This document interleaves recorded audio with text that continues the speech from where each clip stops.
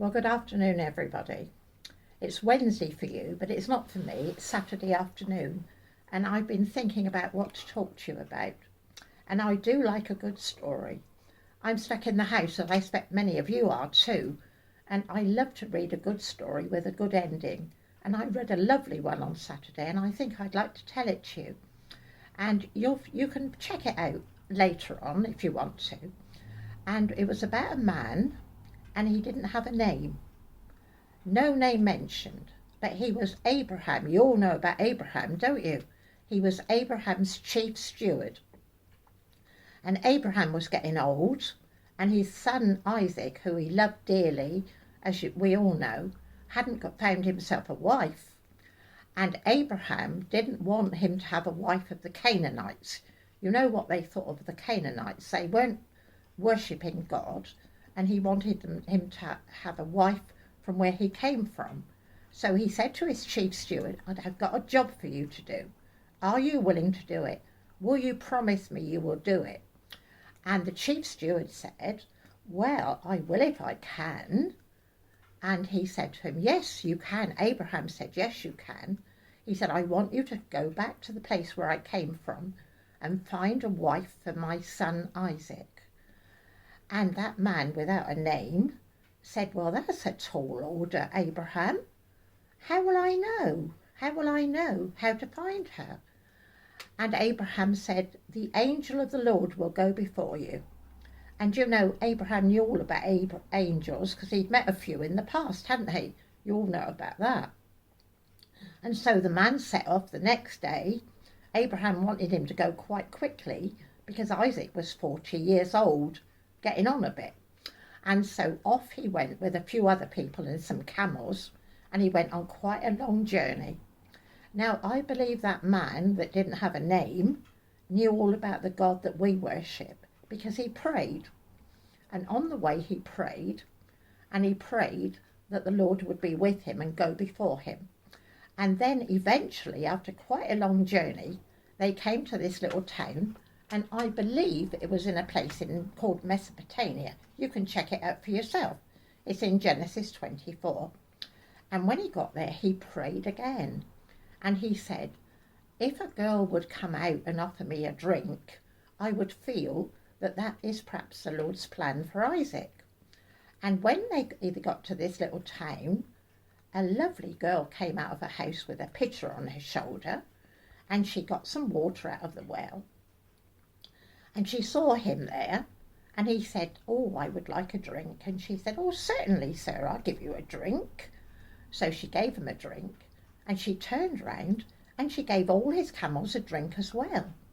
And he thought, he thanked God that God had led him so far to this place because he felt it was the answer to his prayers. Anyway, he said to the girl after she'd watered the camels and gave him a drink as well, do you live near here? And she said, oh, yes, just down the road. And he said, well, do you think you've got room in your house for me to stay overnight and to lodge my camels as well? She said, oh, yeah, we've got loads of room, and they'll be so pleased to see you. And so off she went, and he followed her. When they came to the house, Laban, who was her brother, came out, and one or two others, and they were interested to see him. And he'd given this girl some lovely little presents as well, and she showed them to him, and they were quite amazed that this man had come out of the blue and came to see their sister, Rebecca. Anyway, they said, oh, come on in, we'll do you a meal, and we'll look after your camels all night for you, all will be well. And they said, come on in and have a good meal with us. And he said, hang on a minute, I can't have a meal with you until I've told you my errand. That's the most important thing. I've been sent here on an errand. And he told them what Abraham had told him, to go and find a wife for his son called Isaac. And they sat down and thought about it before they had the meal. And the man prayed. It says in the Bible that he prayed. And they said, well, if our sister is willing, it's all right with us. Anyway, they had this lovely meal. And in the morning, Rebecca came in, and the story was told again.